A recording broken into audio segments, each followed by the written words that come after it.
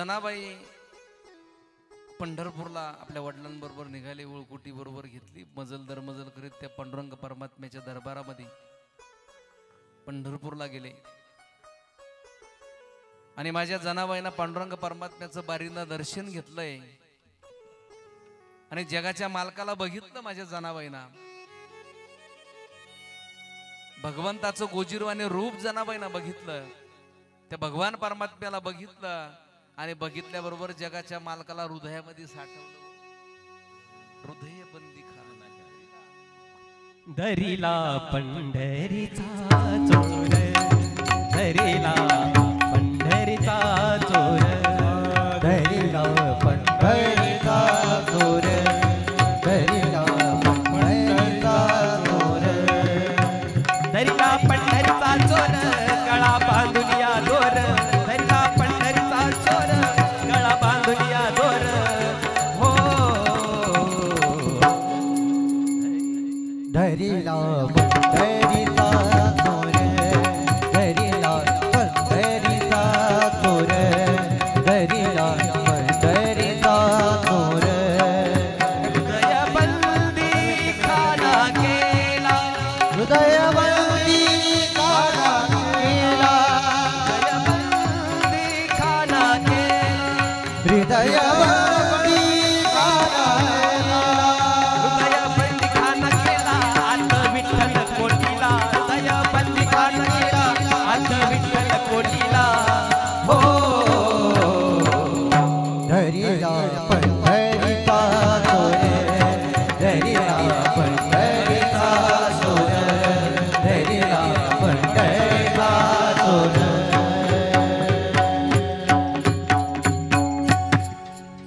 हृदय बंदी खाना केला, आता विठ्ठल कोंडीला. त्या जगाच्या मालकाला माझ्या जनाबाईनं हृदयामध्ये साठवलं आणि साठवल्याबरोबर जनाबाई बापाला म्हणू लागली, बाबा मला घरी नाही यायचं आता. बाप म्हणे, का बरं, कशी राहणार एकटी इथं पुरी तू? जनाबाई सांगत होती, बाबा नाही, मला जगाच्या मालकाजवळच राहायचं, पांडुरंग परमात्म्याजवळ राहायचं, मला बाबा घरी नाही यायचं. शेवटी बाप म्हणला, पुरी एकटी कशी राहणार? जनाबाई म्हणली, नाही, मला पांडुरंग परमात्म्याजवळ राहायचंय बाबा. शेवटी बापाने जाता जाता एक बरं केलं, आमच्या जनाबाईचा हात नामदेव महाराजांच्या हातामध्ये दिला आणि बाप गावी निघून गेला. नामदेव महाराजांचं भजन चालू होतं मंदिरामध्ये, भजनामध्ये ते भान नामदेव महाराज विसरून गेले होते. पण हातात भजन झाल्यावरती कुणीतरी छोटीशी मुलगी आहे आमच्या नामदेव महाराजांनी बघितल्यावर म्हटले, पुरी तुझं नाव काय? ती छोटीशी जनाबाई म्हणली, माझं नाव जना आहे. आणि संपूर्ण हकीकत जनाबाईंना नामदेव महाराजांना सांगितली. आणि नामदेव महाराज म्हणले, पुरी एकटी कशी मंदिरामध्ये राहणार तू? आणि नामदेव महाराज त्या जनाबाईला आपल्या घरी घेऊन गेले. 10 वर्षाची छोटी मुलगी. पण नामदेव महाराजांचं 14 माणसाचं कुटुंब. गोनाई राजाई दोघी सासू सुना, गोनाई राजाई दोघी सासू सुना, दामाना मदन बापले का, दामाना मदन बापले का, हो दामाना मदन बापले का, दामना मदन बापले का, दामना मदन बापले का. बाई तिनी लेकी, अबुबाई पहिली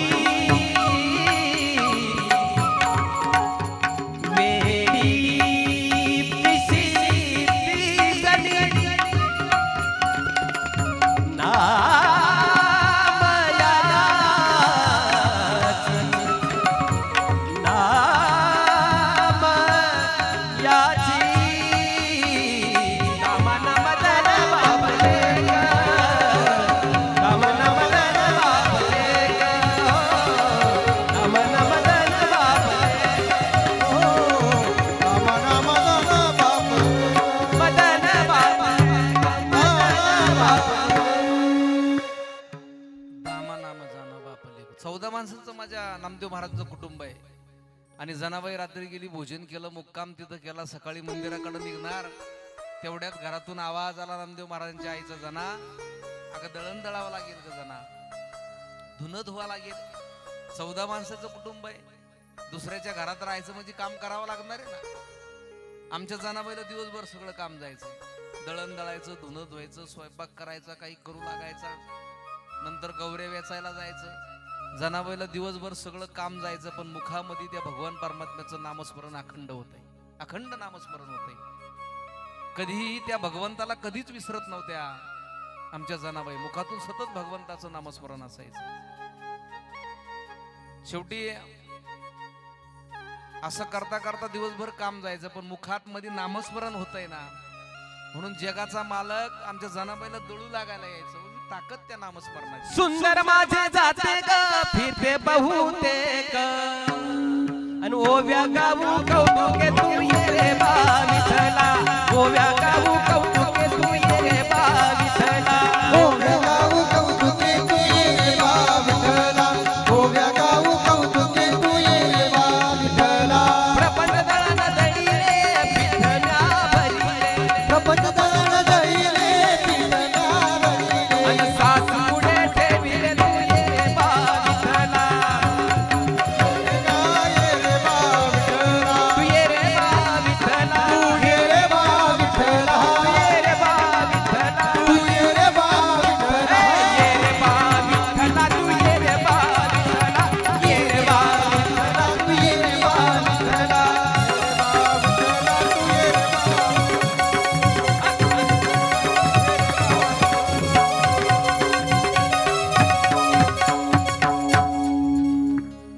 आत्ताच या ठिकाणी गोदावरी धामचे ट्रस्टी असणारे, नेहमी गुरुवारी रामगिरीजी महाराजांच्या सेवेत असणारे, बेटाचं कुठलंही काम असो, निम्म्या रात्री बेटासाठी धावपळ करणारे, महाराजांसाठी धावपळ करणारे असे असते आमचे मित्र सचिन भाऊ जगताप या ठिकाणी उपस्थित झाले. त्यांच्याबरोबर मनोज दादा लबडे ना, त्यांच्याबरोबर मनोज भाऊ लबडे, मला वाटतं नगरसेवक होते ते सुद्धा उपस्थित आहे. कारण पुढच्या मार्च महिन्यामध्ये तुमच्या श्रीरामपूरमध्ये आमचे मनोज दादा लबडे त्यांच्या वडिलांच्या वर्षश्राद्धाच्या निमित्ताने 14 मार्च पासून त्यांनी श्रीमद भागवत कथेचं आयोजन केलेलं आहे. म्हणून ते कथेकरता भेट देण्याकरता, सदिच्छा भेट देण्याकरता आले. तुमच्या वेळेनुसार थांबा, तुम्हाला वाटेल त्यावेळेस जा. म्हणून त्यांच्याकरता आता जोरदार टाळ्या वाजवा आमचे मनोज दादा आणि सचिन भाऊ करता. आणि माझी जनाबाई भगवंताच्या भक्तीमध्ये रत असायची काही, आणि भगवान परमात्मा दळण दळण्याकरता जनाबाईचं यायची. कारण त्या जनाबाईचा परमार्थ होता वृत्तीचा परमार्थ होता, कृतीचा नाही. अंतकरणामध्ये त्या भगवंताविषयी वृत्ती होती, तो परमार्थ आमच्या जनाबाईचा होता. त्या भगवंताला हृदयामध्ये साठवलं होतं. जगाच्या मालकाला सतत आमची जनाबाई आठवत असायची. म्हणून जगाच्या मालकाने यावा, दळण दळू लागावा, नवे नवे जगाचा मालक गौऱ्या वेचू लागायचा. साधवया भक्ती काज नाही लाज धरीत. तो भगवान परमात्मा इतका दयाळू, इतका कृपाळू, फक्त त्याचं चिंतन करा. सकाळी उठल्यावरती आपल्याला किती घाया असू द्या ना, किती धावपळ असू द्या ना, 2 मिनिटं आपल्या घरातील देवघरासमोर जगाच्या मालकाला हात जोडा. देवाला म्हणा, देवा मी बाहेर चाललो रे, तूही माझ्या बरोबर चाल ना. अहो घरी येऊपर्यंत तो जगाचा मालक तुमची वाट बघत राहिली, लक्षात ठेवा. फक्त त्याला अंतकरणामध्ये आठवा, हृदयामध्ये साठवा एकदा सकाळी. आणि भगवंताला जर आम्ही सकाळी आठवलं, हृदयामध्ये साठवलं, दिवसभर आम्ही एक सुद्धा वाईट काम आमच्या जीवनामध्ये करू शकत नाही. म्हणून सकाळी सकाळी भगवंताला आठवा. आमची जनाबाई भगवंताला अखंड नामस्मरण चालू असायचं. भगवान परमात्मा गौऱ्या वेचू लागायचे नाही. आमच्या जनाबाईच्या गौऱ्या सुद्धा विठ्ठल विठ्ठल म्हणत होत्या. ही जनाबाईची ताकद होती. एकदा वाळवंटामध्ये जनाबाई गौऱ्या वेचण्याकरता गेली, आणि गौऱ्या वेचत असताना, गौऱ्या वेचण्या असताना काही महिलांनी आमच्या जनाबाईच्या गौऱ्या चोरून घेतल्या. ती छोटीशी 10 वर्षाची जना रडायला लागली.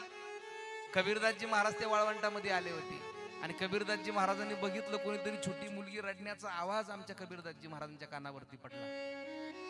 आणि कबीरदासजी महाराज धावतच गेले त्या मुलीकडे. गेल्याबरोबर म्हटले, पुरी काय झालं ग रडायला, का रडती? ती छोटीशी जनाबाई म्हणले, महाराज माझ्या गौऱ्या या बायांनी चोरून घेतल्या. कबीरदासजी महाराज म्हणले, पुरी असं बोलू नये, तुझं काय नाव लिहिलं का त्या गौऱ्यावरती?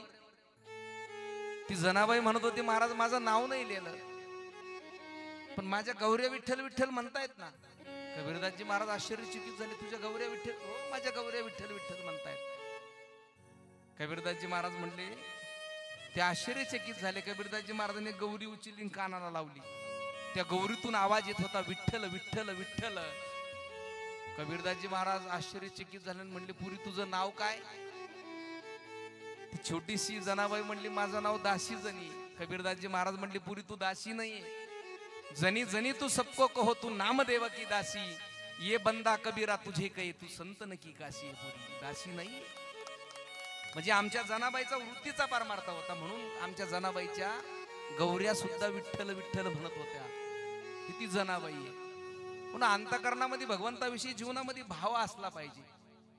भाव जर अंतकरणामध्ये नसेल आमची भक्ती काही कामाची नाही. रात्रभर आम्ही भजन करतोय, आयुष्यभर परमार्थ करतोय, पण अंतकरणामध्ये जर भाव नसेल ना, भगवंतापर्यंत ते केलेलं भजन पोहोचत नाहीये. रात्रभर टाळ वाजवा, पण अंतकरणामध्ये जर भाव नसेल ना, पोहोचत नाही. माऊली ज्ञानोबरायाने एक सुंदर उदाहरण सांगितलंय. माऊली ज्ञानोबराय म्हणतात, चैत्र महिन्यामध्ये महिला वर्ग काय करतात? मूग हरभरे भिजू घालतात ना खेड्यामध्ये. मूग हरभरे भिजू घालतात, पण पहाटी पाण्यातून ज्यावेळेस ते मूग हरभरे बाहेर काढतात ना, त्याच्यातले 10% बहादर कुचरा असतात. रात्रभर पाण्यात राहतो, कुचर तो कुचर असतो. तसा आयुष्यभर परमार्थ करतो, रात्रभर टाळ वाजवितो, दुसऱ्याचे बांध पुरतो, म्हणजे कुचरच म्हणावं लागेल ना. मी नाही म्हणत माऊली ज्ञानोबराय म्हणतात, शुद्ध भावे विनाची भक्ती तेशी दांभिक जाण निश्चिंती. अपक्वची राहे प्राप्ती काकर जात मुगाची म्हटले बरं का महाराज. काकर म्हणजे कुचर. हा असा परमार्थ आहे का?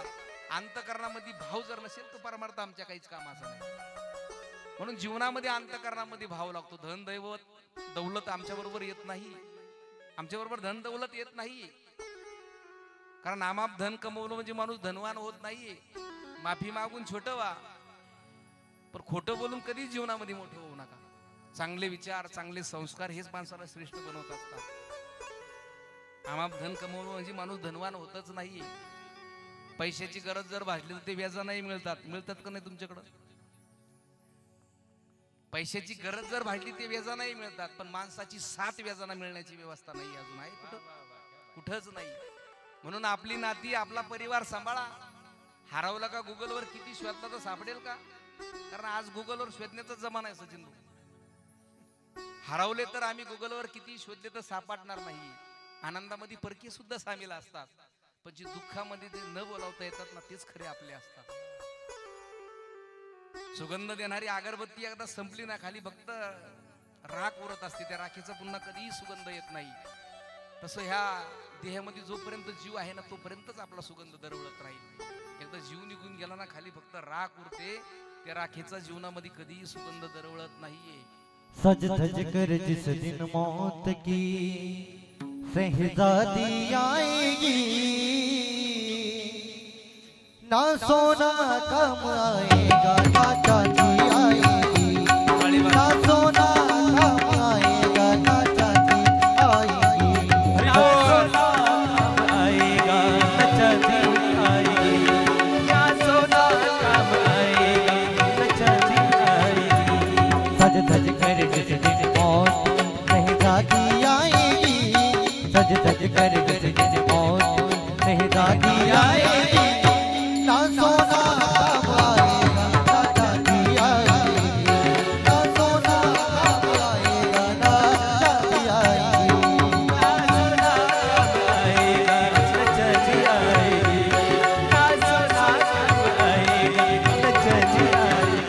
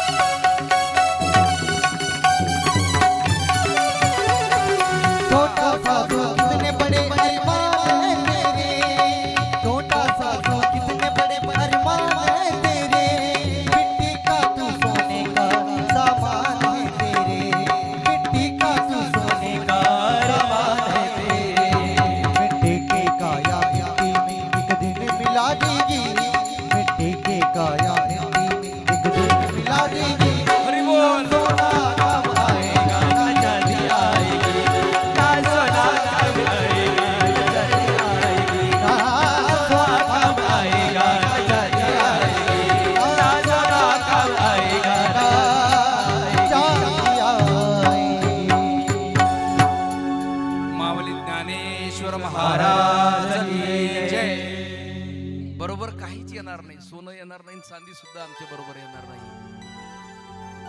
माणसाने विज्ञानाच्या जोरावरती, तंत्रज्ञानाच्या जोरावरती कितीही प्रगती केली ना, पण नियतीने मांडलेला डाव आणि नियतीने ठरवलेला शेवट हा त्याला स्वीकारावाच लागत असतो, पर्याय नाही. या जगामध्ये येताना आमच्या बरोबर ध्येय असतो, नाव नाही. पण हे जग सोडताना आमच्या बरोबर नाव असतं, ध्येय नसतो. आणि ते देहाचं रूपांतर नावात करण्याच्या प्रवासालाच खरं आयुष्य म्हटलेलं आहे. माणूस म्हणत असतो माझी एवढी प्रॉपर्टी, तेवढी प्रॉपर्टी, मी एवढ्या प्रॉपर्टीचा मालक की भगवंत हसत असतो. आणि भगवंत म्हणत असतो अरे वेड्या, हा 7-12 तर सगळ्या माझ्या मालकीचा आहे, तुला फक्त 70 ते 80 वर्षाच्या करारावरती इथं पाठवलंय. ज्या दिवशी बेट्या करार संपेल ना, त्या दिवशी तुला शर्टाचं बटन लावायला सुद्धा वेळ दिला जाणार नाही. ही त्या जगाच्या मालकाची किमया आहे.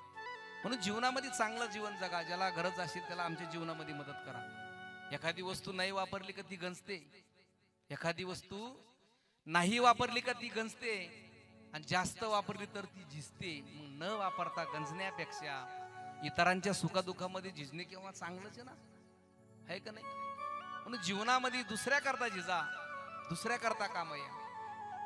म्हणून जीवनामध्ये जीवन जगत असताना दुसऱ्या करता आम्ही झिजलं पाहिजे. तशी आमची जनाबाई त्या भगवंताचं अखंड नामस्मरण मुखामध्ये करत होती, आणि ती जनाबाई पांडुरंग परमात्म्याजवळ राहायची. कथेमध्ये जनाबाईच्या याच्या नंतर आमच्या कथेमध्ये गोरोबा काकांच्या चरित्राचा काही उल्लेख आहे. कारण गोरोबा काका, माऊली ज्ञानोबा या सगळे संत मंडळी आळंदीमध्ये असताना गोरोबा काका म्हणजे कुंभार समाजामध्ये जन्माला आलेले गोरोबा काका होते. पण पांडुरंग परमात्म्याची एवढी ओढ गोरोबा काकांना होती, त्या भगवंताचं भजन किती घेऊन आणि किती असं वाटायचं. कारण तेहरडोकी, उस्मानाबाद जिल्ह्यामध्ये तेहरडोकी हे गाव आमच्या गोरोबा काकांचं होते. सकाळी उठल्याबरोबर गोरोबा काकांनी स्नान केलंय, कारण स्वतःचं लेकरू पायाखाली गेलं गोरोबा काकांचं, तरी त्यांना कशाचं देहभान विसरले होते. सकाळचा प्रहार आहे, गोरोबा काकांचं स्नान झालंय, देवपूजा झाली, अंगणात भिजून तयार झालेला चिखल गोरोबा काकांनी समोर बघितला, हातात चिपळ्या घेतल्या. पण अखंड मुखामध्ये ते जगाच्या मालकाचं नामस्मरण असायचं. तेवढ्यात गोरोबा काकांनी चिपळ्या हातात घेतल्या आणि त्या चिखलाकडे धाव घेतली, आणि गेल्याबरोबर तो चिखल तुडवायला सुरुवात केली आमच्या गोरोबा काकांनी. पण त्या पांडुरंग परमात्म्याच्या भजनामध्ये एवढे दंग झाले होते, एवढे दंग झाले होते. इकडं संतीबाईचं घरकाम आटोपलं, त्यांच्या पत्नीचं एकूण ते एक असणारं लेकरू आहे, ते लेकरू झोपलेलं होतं. आमच्या संतीबाईनं बघितलं, आणि बघितल्याबरोबर तिनं विचार केला, लेकरू जोपर्यंत झोपलंय ना तोपर्यंत आपण तेहरणे नदीवरून 2 घागरी पाण्याच्या घेऊन येऊ. आणि तेवढ्यात संतीबाईनं घागर उचलली आणि नदीवरती पाणी आणण्याकरता गेले. पण इकडं गोरोबा काका देहभान विसरून गेले होते. त्या भगवंताचं नाव किती आणि किती घेऊ असं गोरोबा काकांना झालं होतं. गोरोबा काकांचा रोम न रोम विठ्ठल विठ्ठल म्हणत होता. गोरोबा काकांचं मन त्या आकाशाच्या दिशेनं भ्रमण करत होते. त्या पांडुरंग परमात्म्याचं नाव किती घेऊ आणि किती नाही असं आमच्या गोरोबा काकांना झालं होतं. गोरोबा काका हातामध्ये चिपळ्या आहे, पायाने एवढा स्पीड पकडला होता का गोरोबा काका त्या भजनामध्ये एवढे दंग झाले होते ना, एवढे दंग झाले होते का गोरोबा काकांना कशाचंच भान राहिलं नव्हतं. इकडं संतीबाईचं ते लेकरू उठलं, आणि उठल्याबरोबर त्याचा कावरा बावरा झालेला चेहरा आपल्या आईचा शोध करायला लागला. त्याचा चेहरा कावरा बावरा झाला आणि आईचा शोध करायला लागलं, पण आई दिसत नाहीये. शेवटी ते लेकरू घराच्या बाहेर निघलं. रांगत रांगत अंगणामध्ये आपला बाप चिखल तुडवताना त्या लेकराला दिसलाय, आणि त्या लेकराने आपल्या बापाकडे धाव घेतली. पण गोरोबा काका इकडे देहभान विसरून गेले होते, कशाचंच भान त्यांना राहिलं नव्हतं. गोरोबा काकांचा रोम न रोम विठ्ठल विठ्ठल म्हणत होता, रोम न रोम विठ्ठल विठ्ठल म्हणत होता. तेवढ्यात ते लेकरू जवळ चिखला पर्यंत गेलं, आणि आपल्या बापाकडे ते लेकरांना इतकं गोड बघितलं, इतकं गोड बघून हसलंय ना, जीव वळून टाकावं इतकं गोड हसलं ते लेकरू. पण गोरोबा काकांना त्या पांडुरंगाचा ध्यास लागलेल्या पायांना दुसरा स्पर्श सुद्धा जाणवला नाही. ते लेकरू चिखलात शिरलं आणि गोरोबा काकांच्या त्या पायाला धरण्याची धडपड करू लागलं. पण गोरोबा काकांना कसलाही भान राहिलं नव्हतं आणि तितक्यात ते लेकरू ते चिखलामध्ये कोसळलं आणि गोरोबा काकांचा पाय त्या लेकराच्या अंगावरती पडत गेला. चिखल सगळा लाल बुंद झाला. नाही देह शुद्धी तुडविले नाही देह शुद्धी तुडविले आणि देह शुद्धी तोडविले बाळ आणि देह शुद्धी तोडविले बाळ शिखली मिळाले रत्नमास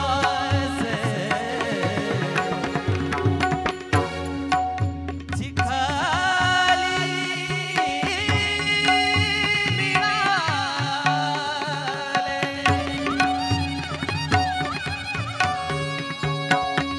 हे विठ्ठला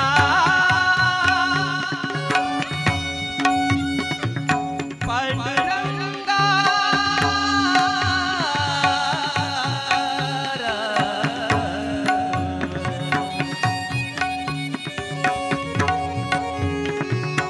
शिखली मिळाले रत्नमास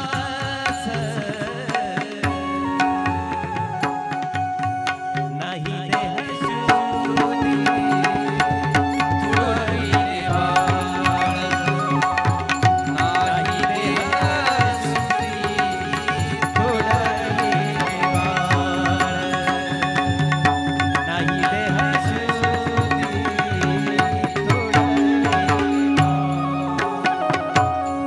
तुडविले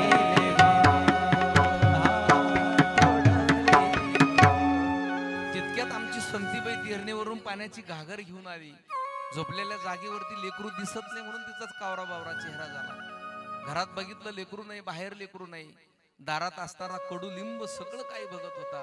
पण तो आमच्या संतीबाईला ओरडून सांगून शकत नव्हता, संते तुझं बाळ चिखलामध्ये गतप्राण झालंय.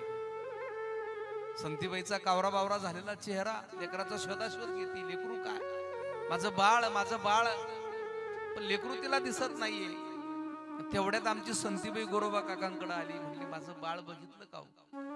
असं म्हटल्याबरोबर संतीबाईचं लक्ष आमच्या त्या लाल बुंद झालेल्या चिखलाकडे गेलं आणि संतीबाईंना चिखल लाल बुंद बघितल्यावर एक किंकाळी ठुकली. माझं बाळ.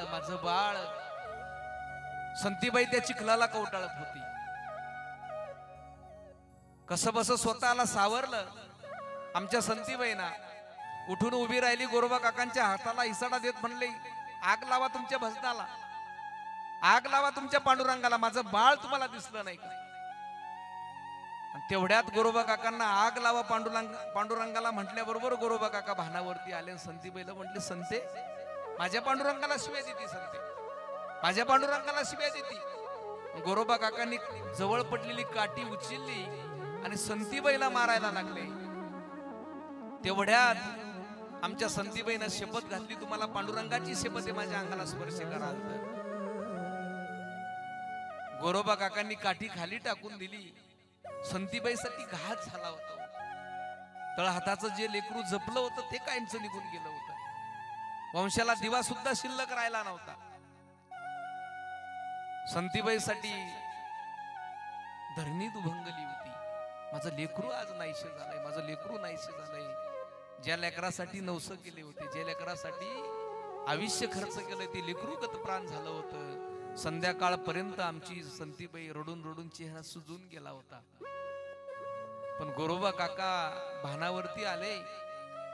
काठी टाकून दिली गोरोबा काकांनी आणि नंतर गोरोबा काकांनी पुन्हा चिपळ्या हातात घेतल्या. हो, स्वतःच लेकरू गतप्राण झालं, पण माझ्या गोरोबा काका पुन्हा कोपऱ्यात गेले आणि त्या पांडुरंग परमात्म्याचं पुन्हा भजन सुरू केलं. ही संतांचे विचार. स्वतःच लेकरू पायाखाली गेलं तरी विचार केला नाही. पांडुरंगाचं भजन गोरोबा काकांनी सोडलं नाही. आणि संतीबाईंना पती धर्म पाळला. संध्याकाळ झाली, गाडग्यामध्ये पाणी घेतलं, गोरोबा काकांना देण्याकरता गेली. गोरोबा काका म्हणत होते, संते मला माफ कर ग. पांडुरंगाच्या भजनेमध्ये संते एवढं भानावून गेलो होतं की मला कसलंच देह भान राहिलं नव्हतं. संते ज्यांनी दिलं ना संते तोच घेऊन गेला का आपलं बाळ. संते मला माफ कर, वंशाला दिवा राहिला नाही का, मला माफ कर. पांडुरंगाच्या भजनामध्ये एवढा ध्येयभान विसरून गेलो होतो संते, मला कसलाही भान राहिलं नाही का. संतीबाईनं गोरोबा काकांना पाणी द्यायला गेल्या तेवढ्यात गोरोबा काकांच्या लक्षात आलं, संते तू म्हटली ना तुम्हाला पांडुरंगाची शपथ आहे माझ्या अंगाला स्पर्श कराल तर तुझ्या अंगाला हात लावणार नाही का संते, आयुष्यात नाही लावणार. संतीबाईला विचार पडलाय, वंशाला दिवा नाही. संतीबाईला तर वंशाला दिवा हवा होता. गोरोबा काका म्हणले तुझ्या अंगाला स्पर्श करणार नाही. संतीबाईने विचार केला, मी तर यांना मुलगा देऊ शकत नाही. मग संतीबाईनं स्वतःची बहीण रामी नावाची बहीण करून आणली गोरोबा काकांना. त्यावेळेस गोरोबा काका सुद्धा लग्न करण्याला तयार नव्हते. आमच्या संतीबाईना 15 दिवस त्या काळामध्ये उपोषण केला, अन्न पाण्याचा त्याग केला आणि शेवटी अन्न पोटात नाही काही नाही. गोरोबा काका म्हणते संती असं काय करते, मी लग्न करू शकत नाही, तू भोजन कर. संती म्हणत होती नाही, प्राण गेला तरी चालेल, जगून उपयोग काय, आपल्याला वंशाला दिवा नाही, तुम्हाला लग्न माझ्या बहिणी बरोबर करावं लागणार आहे. गोरोबा काका तयार झाले आणि रमी बरोबर लग्न गोरोबा काकांचं झालं. आणि ज्या वेळेस सासरे पुन्हा आमच्या रमीला वाटी लावायला निघाले ना त्यावेळेस गोरोबा काकांना म्हणले, जावई बापू जसं तुम्ही संतीला सांभाळतात ना पहिल्या मुलीला तसं हिला सांभाळा, दोघींमध्ये अजिबात भेदभाव करू नका, तुम्हाला पांडुरंगाची शपथ आहे. गोरोबा काकांना त्याच दिवशी ठरवलं आता दोघींच्या अंगाला स्पर्श करायचा नाही. किती संकट संतांवरती येत असतात. आयुष्यामधलं जे संकट आमच्या गोरोबा काकांवरती आलं होतं, शेवटी गोरोबा काकांनी ठरवलं नाही हा स्पर्श करायचा. दोघींनी त्यांच्या हाताला एक दिवस बळजबरी स्पर्श केला. गोरोबा काकांनी स्वतःचे हात धारदार क्षेत्रावरती हाणून घेतले, हात गोरोबा काकांनी तोडून घेतले. मग तर अजूनच संकट गोरोबा काकांवरती आले. घरात उपवासमार व्हायला लागली, घरात कमवतं कोणी नाही, धान्य सुद्धा खायला नाही. उपवासमार इतकी झाली गोरोबा काकांची, घरात काहीच राहत नव्हतं. आणि त्या पांडुरंग परमात्म्या त्या भक्तीचं त्या नामस्मरणाचं वेड गोरोबा काकांना होतं, तरी माझ्या गोरोबा काकांनी पांडुरंगाची भक्ती सोडली नाही. आणि त्या भक्तीची ताकद, त्या नामस्मरणाची ताकद पांडुरंग परमात्म्याला तिकडं कळालं, माझा गोरोबा काका उपवासी मरतायत. रुक्मिणी आई साहेबला म्हटले चल आपल्याला गोरोबा काकांच्या घरी जायचंय. आणि पांडुरंग परमात्म्याने कुंभाराचा वेश धारण केला. रुक्मिणी आई साहेबाला सांगितलं कुंभारणीचा वेश धारण करा. रुक्मिणी आई साहेबांनी कुंभारणीचं रूप घेतलं. तो गरुड होता तो गाढव झाला आणि गोरोबा काकांच्या घरी काम करण्याकरता माझा जगाचा मालक आलाय. गोरोबा काकांच्या दरवाज्यामध्ये येऊन उभा राहायला म्हणलं मला काम मिळेल का, कारण गोरोबा काकांचा तो कुंभाराचा आवाज सुद्धा बंद पडला होता. आणि माझ्या जगाच्या मालकाने गोरोबा काकांच्या घरी राब राब राबलाय, मडके बनवले. गोरोबा काकांचा संसार फुलून गेलाय. गडगंज संपत्ती गोरोबा काकांकडे आली, पण गोरोबा काकांना तरी सुद्धा वारी भगवंताची सोडली नाही. एवढा असताना गोरोबा काका म्हणले नाही मला पंढरपूरला जायचंय. पुन्हा दोन्ही पत्न्या ही सगळी संत मंडळी भगवान परमात्मा गोरोबा काकांच्या घरी राबतायत. इकडं माऊली ज्ञानोबा या नामदेव महाराज यांना ती बातमी कळाली आणि पंढरपुरामध्ये ते आले. त्यांच्या लक्षात आलं पांडुरंग परमात्मा पंढरपुरामध्ये नाहीये. माऊली ज्ञानोबरायाच्या लक्षात आलं. मग कळलं त्यांना का पांडुरंग परमात्मा रुक्मिणी आईसाहेब गोरोबा काकांच्या घरी तिहर डोकीला राबतायत. आणि तिथून नामदेव महाराज माऊली ज्ञानोबराया माझ्या गोरोबा काकांच्या भेटीला निघाले, म्हणजे पांडुरंग परमात्म्याच्या भेटीला निघाले. पण जगाच्या मालकाला बातमी कळाली इकडं संत मंडळी येत आहेत म्हणून पांडुरंगाने काय केलं, गोरोबा काकाला न सांगताच आपलं विराट गुंडाळलं. रुक्मिणी आईसाहेब म्हणले चला आता. आणि पांडुरंग परमात्मा पंढरपुरामध्ये गेले ना. माऊली ज्ञानोबा या नामदेव महाराज तिहर डोकीमध्ये आले आणि सगळी माहिती त्यांना कळली. गोरोबा काकांना ज्या वेळेस कळालं ना माझा पांडुरंग परमात्मा माझ्या घरी राबत होता, गोरोबा काका ढायमुकडून रडायला लागले. हो जगाच्या मालकाला किती राबवलं मी, किती वेळेस माझ्या पांडुरंग परमात्म्याला मी रागवलो असेल. संतीबाई म्हणत होती रुक्मिणी आई साहेबाला किती वेळेस मी काम करून घेतलं, स्वयंपाक करून घेतला, भांडे घासून घेतली, काय काय नाही काम माझ्या रुक्मिणी आई साहेबाकडून करून घेतलं. आणि नामदेव महाराज माऊली ज्ञानोबराया गोरोबा काका सगळी संत मंडळी पंढरपुराकडे निघाली. पण तो जगाचा मालक इतका दयाळू इतका कृपाळू आहे, पंढरपूर मध्ये आल्यावरती माझ्या गोरोबा काकांना हात नव्हते. माऊली ज्ञानोबरायाचं कीर्तन त्या वाळवंटामध्ये सुरू झालंय. माऊली ज्ञानोबरायाचं कीर्तन चालू असताना माझ्या गोरोबा काकांना हात दिले पांडुरंग परमात्म्याने. हात त्यांना फुटले आणि आणि सगळी संत मंडळी पांडुरंग परमात्म्याच्या गाभाऱ्यामध्ये गेली. आणि गेल्याबरोबर जे गोरोबा काकांचं लेकरू चिखलात तुडून गेलं होतं का, रुक्मिणी आई साहेबांनी ती लेकरू जसं तसं वापस आमच्या संतीबाईच्या पदरामध्ये दिलं. म्हणजे माझा जगाचा मालक इतका दयाळू, इतका कृपाळू, फक्त अंतकरणामध्ये त्याची भक्ती करा. गोरोबा काकांचा संसार पूर्वरच झालाय, पण भगवंताची भक्ती सोडली नाही. आपला विषय या ठिकाणी होता. तर ही सगळी संत मंडळी पंढरपुरामध्ये जमा झाली. त्याच्यानंतर तिथून पांडुरंग परमात्म्याने सांगितलं आता तीर्थयात्रा करण्याकरता जा. ही सर्व संत मंडळी, त्यावर निवृत्ती दादा असेल, माऊली ज्ञानोबराया, सोपन काका, आदिशक्ती मुक्ताई, त्या काळामध्ये त्यांच्या बरोबर कबीरदासजी महाराज होते, रोहिदास महाराज संभार त्या काळामध्ये होती, चोखोबराया होते, माझे सावता महाराज सुद्धा होते, विशोबा महाराज होते.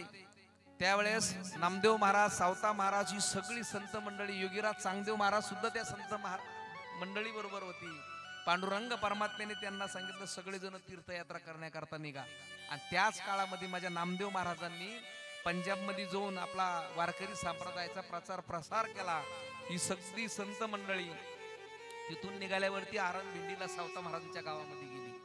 तिथून पुढं रेणुका माता, माहूरगड करत करत सगळी संत मंडळी औंढा नागनाथ, परळी वैजनाथ आणि परळी वैजनाथला गेले. औंढा नागनाथला मुक्कामी राहिले आणि तिथं नामदेव महाराजांचं कीर्तन चालू होतं. समोर काही ब्राह्मणांनी ते कीर्तन मंदिरासमोर करू दिलं नाही, म्हणून नामदेव महाराजांचं सगळे संत मंडळी उठले आणि मंदिराच्या पाठीमागं कीर्तन चालू केलंय.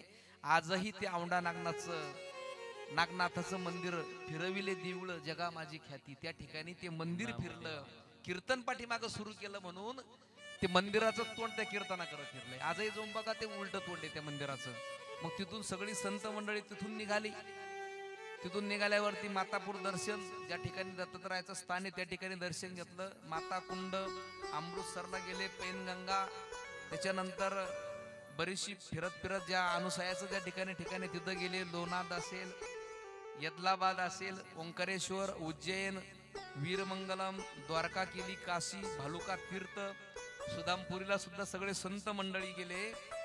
तिथून पंजाब, बद्रीनाथ करत करत केदारनाथ, त्यावेळेस दिल्लीला मायानगरी म्हणायची, त्या दिल्लीपर्यंत आले. मायानगरीमध्ये अयोध्या, मथुरा, वृंदावन, काशी. काशीमध्ये त्यांना कबीरदासजी महाराजांची भेट झाली, कबीर आणि कमाल. तिथून त्या संत मंडळी बरोबर आमचे कबीरदासजी महाराज पुन्हा महाराष्ट्रामध्ये आले. नंतर आणि पंढरपुरामध्ये आल्याबरोबर हे सगळे संत मंडळी जी चारीधाम यात्रा करून आले ना, त्यावेळेस जगाच्या मालकाने ते माउंद केलं होतं. आपण जे माउंद म्हणतो का, मावद आपण म्हणत असतो, ते माउंद म्हणतो. पण मावद म्हणजे कोणाला सांगू नको मी तीर्थयात्रा केली, मावद म्हणजे कोणाला वदवायचं नाही मी तीर्थयात्रा केली, म्हणून त्याचं नाव आम्ही अपभ्रंश करून माउंद म्हणतोय. आणि जगाच्या मालकाने त्यावेळेस ते जलपूजन, गंगा पूजन, भगवान परमात्म्याने सगळी पंगत त्यावेळेस दिली होती. सगळ्यांना भोजन, सगळ्या संत मंडळींना भोजन दिलंय. आणि सगळी संत मंडळी पंढरपुरामध्ये जमा झाली, कारण त्या पंढरपुरामध्ये त्या काळामध्ये जागा सुद्धा पुरत नव्हती. आणि इकडं मग माझ्या माऊली ज्ञानोबरायांनी भगवान परमात्म्याला विनंती केली, देवा आता मला समाधी घ्यायची. म्हटले देवा भगवंत आता माझं कार्य संपलंय, या विश्वामध्ये मला राहायचं नाही, इथं राहूशी वाटत नाही देवा, आता नको देवा, माझं कार्य संपलंय, मला समाधीला परवानगी द्या. सगळी संत मंडळी नाही म्हणायची, पण माऊली ज्ञानोबराय म्हणायची नाही, मला समाधी घ्यायची. पांडुरंग परमात्म्याकडून माऊली ज्ञानोबरायांनी परवानगी घेतली समाधीची. आणि सगळी संत मंडळी पंढरपुरामधून सगळी आळंदीकडे निघाली. सगळी संत मंडळी आळंदीकडे निघाली. आणि माऊली ज्ञानोबरायाचा समाधी सोहळ्याचा काळ, तो वद्य त्रयोदशी समाधीचा काळ जवळ येत होता. आपण त्याला कार्तिकी वद्य एकादशी म्हणतो ना, तो काळ माऊली ज्ञानोबरायाचा जवळ आला. समाधान तुझी होशी, परी समाधी हे तुझ पाशी घेईन देवा. माऊली ज्ञानोबराया म्हणतो ते देवा तुझ्या पाशीच मला समाधी घ्यायची. म्हणजे सिद्धेश्वराच्या मंदिराच्या समोर माऊली ज्ञानोबरायाला समाधी घ्यायची. आणि मग सगळी संत मंडळी आळंदीमध्ये लोटली, सर्व संत मंडळी जमा झाली. आणि त्यावेळेस पांडुरंग परमात्मा सुद्धा माझ्या माऊली ज्ञानोबरायाला समाधी देण्याकरता आळंदीमध्ये आले. पंढरीचा मोह आला अलंकापुरी, पंचकोसावरी साधू जण. पंच म्हणजे 5 कोसावरती लोक होते. विचार करा, आजचं किलोमीटर नाही ते 5 कोस संत मंडळी एवढी त्या आळंदीच्या बाहेर जमा झाली होती. आजचा आपण जो 16 वारीचा आहे का, हा 16 काहीच नाही त्याच्या पुढं. पण त्या काळामध्ये एवढी महाराष्ट्रामधली देशामधली माणसं त्या आळंदीमध्ये जमा झाली होती. पांडुरंग संगे वैष्णवाचे भार, दिंड्या ते बाहेर निघत असे. सर्व दिंड्या निघाल्या, सर्व वारकरी आळंदीमध्ये पोहोचले. नामदेव महाराज म्हणतात, देवा आम्हाला आळंदीचा काहीतरी महिमा सांगा ना. कारण आळंदी हे स्थान सिद्धेश्वराचं खूप पुरातन सिद्धेश्वराचं स्थान आहे. नित्य अनुष्ठान तेथे त्याचे पूर्वज उद्धारती. जो नित्य अनुष्ठान त्या आळंदीमध्ये करेन ना, त्याच्या पूर्वजांचा सुद्धा उद्धार त्या आळंदीमध्ये होतो. जे का अन्नदान करती ते पावती वैकुंठी. जे अन्नदान आळंदीमध्ये करत असतील ना, त्यांना वैकुंठला जाण्याची संधी त्यांच्या जीवनामध्ये मिळते. अलंकापुरी कोणी करील कीर्तन, तया लागी येणे वैकुंठाची. जो आळंदीमध्ये कीर्तन करेन ना, तो वैकुंठामध्ये जाईनच, असं पांडुरंग परमात्म्याने म्हटलेलं आहे. जो आळंदीमध्ये कीर्तन करीन, अलंकापुरी कोणी करील कीर्तन, तया लागी येणे वैकुंठीची. त्याला वैकुंठावरून बोलवणं येईन. आणि पांडुरंग परमात्मा, कारण पांडुरंग परमात्म्याना त्या वारीच्या वेळेस त्या आळंदीचं महत्व सांगितलं. जो नवमीच्या दिवशी त्या उत्सव मध्ये त्या आळंदीमध्ये राहील ना, तो विष्णू रूप होईल. जो दशमीला त्या आळंदीमध्ये त्या उत्सवामध्ये राहील ना, तो सत्वरनील धामाला जाईल. पांडुरंग परमात्मा स्वतः म्हणतात, जो एकादशीचा उत्सव करेल ना, तो सर्व जनाचा उद्धार करेल. म्हणजे आपल्या परिवाराचा सुद्धा उद्धार करण्याची ताकद त्याच्यामध्ये असते. जो द्वादशीचा उत्सव करेल ना, तो ज्ञानेश्वरांच्या पदाला प्राप्त होईल, असं भगवान परमात्मा म्हणतायत. आणि जो त्रयोदशीचा म्हणजे माऊली ज्ञानोबा रायाची समाधी त्रयोदशीला आहे. आणि त्या दिवशी जो त्या ठिकाणी माऊलीच्या समाधीला राहील ना, त्याचा सुद्धा उद्धार पांडुरंग परमात्मा म्हणतात नक्कीच उद्धार होईल त्याच्या जीवनामध्ये. पांडुरंग परमात्म्याने सगळी संत मंडळी त्या ठिकाणी जमा झाली. देवांची आकाशामध्ये गर्दी झाली होती. विमानाची दाटी, पुष्पाचा वर्षाव, कारण त्या ठिकाणी एवढी संत मंडळी त्या ठिकाणी जमा झाली होती. ती म्हणजे ऋषी मुनी सुद्धा त्या माऊली ज्ञानोबा रायाच्या समाधीला आले होते. गंधर्व, पिशाच, आपण भूत पिशाच म्हणतो ना, हे सुद्धा माऊली ज्ञानोबा रायाच्या समाधीला त्या ठिकाणी उपस्थित झाले होते. घुवक सर्व आदी, ध्रुव, अंबरीश ऋषी, ध्रुव बाळ आपण जे ऐकतोय का, याच्यामध्ये उल्लेख चरित्रामध्ये केलाय का ध्रुव बाळ सुद्धा माऊली ज्ञानोबा रायाच्या समाधीला उपस्थित होते. अंबरीश ऋषी होते. महाभागवत सुद्धा त्या माऊली ज्ञानोबा रायाच्या समाधीला आळंदीमध्ये आले होते. आणि सिद्धेश्वराची आळंदी सगळी दुमदुमून गेली होती. 5 कोसापर्यंत संत मंडळी वारकरी त्या आळंदीमध्ये सगळे जमा झाले होते. आळंदी हे गाव पुण्यभूमी ठाव, दैवताचे नाव सिद्धेश्वर, असं हे गंधर्व गायन करत होते. आळंदीमध्ये माऊली ज्ञानोबा रायाची समाधीला सगळे त्या ठिकाणी जमा झाले होते. नगारा वाजवत होते, सनई चौघड्या, मंगल वाद्य त्यावेळेस.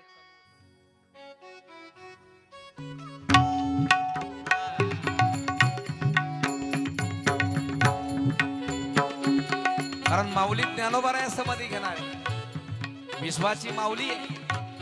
आमच्या जीवनामध्ये ज्या माऊलीला जे दिलंय ना, आतापर्यंत ते कोणी दिलं नाही. मी काल बोलून गेलो, समाजाने एवढा त्रास द्यायचं काम माझ्या माऊलीला केलंय, तरी माझ्या माऊलीनं समाजाचं भलं केलंय. हो, ज्ञानेश्वरी काय, समाजाने त्रास देऊन सुद्धा माझ्या माऊलीनं ज्ञानेश्वरीमध्ये कुठं उल्लेख केला नाही. ह्या समाजाने त्रास दिलाय म्हणून दिलाय का, कुठं त्रास दिला नाही. उलट माझ्या माऊलीनं भगवंताकडे शेवटचं मागितलं, देवा तुझ्याकडे शेवटचं मागतो रे देवा, अख्खं विश्व सुखी कर. देवा ज्यांनी त्रास दिलाय ना त्याला सुद्धा सुखी कर. देवा ज्यांनी त्रास नाही दिला त्याला सुद्धा सुखी कर. हे माझ्या माऊलीचं वाक्य. आता विश्वात्मके देवे येणे वागित्य तो श्यावे, तो सोनी मज द्यावे पसाय दावे. जे खळांची व्यंकटी साठो तया सत्तर निरती वाढो. माऊली ज्ञानोबा राया म्हणतात, जे खळे जे वाईट वागतात ना त्याला पहिल्यांदा सुखी कर. त्या आळंदीमध्ये सनई वाद्य, मंगल वाद्य चालू होतं. देवाधिक विमानामधून त्या पुष्पांचा वर्षाव त्या आळंदीमध्ये करत होते. ते दृश्य माझ्या माऊलीचं समाधी दृश्य डोळ्यासमोर आला. कारण जगाची माऊली म्हटलं नाही माझ्या माऊलीला, कारण माझ्या माऊलीत ज्ञानोबा रायाला आईचं सुद्धा रूपक दिलंय आणि बापाचं सुद्धा रूपक दिलंय माझ्या माऊलीला. कारण जगावर या विश्वावर माझ्या माऊलीने एवढं प्रेम केलं, एवढं प्रेम केलं. माऊलीत ज्ञानोबा रायावरती श्रद्धा ठेवून बघा. जीवनामध्ये माऊलीत ज्ञानोबा राय एवढं देत असते ना, जीवनाचं कल्याण माणसाचं होत जाते. फक्त माऊलीवरती श्रद्धा असते. मी दुसऱ्याचं उदाहरण नाही सांगत, माझं स्वतःचं उदाहरण मी सांगतो. मी लहान होतो ना, तसं माझं माऊली ज्ञानोबारावर एवढी श्रद्धा होती, एवढी श्रद्धा होती अफाट.